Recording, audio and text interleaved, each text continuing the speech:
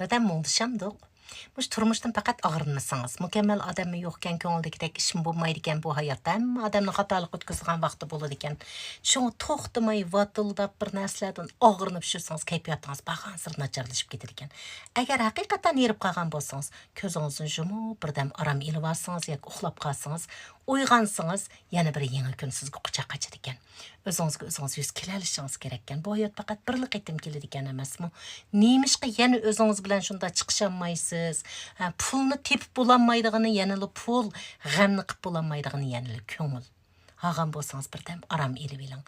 Yana biriga hamish bardoshlik beraman deb o'zingizni zo'rlab charchitib qo'ymang. Nima uchun hamish bardoshlik berasiz? Chidayolmagan bo'lsangiz boshqa tarafga qarang, boshqa ishlarga qarang. Hech kim sizga ich og'ritmaydi ekan agar bir ishda mag'lubiyat ko'chirsangiz va yoki ichingiz siqilib ketgan vaqtida. Shuning uchun cho'qim yaxshi kayfiyat bilan yaxshi ishlarni o'ylang. Agar bir ish mush bir yo'l bilan hal bo'lmagan bo'lsa, uning yanida yana qanday yo'l bor? Bir o'ylashib qo'ying. Cho'qim bu ish nihoyat yaxshi hal bo'lishi mumkin. Shuning uchun yana biriga taqatli bo'ling, taqatli.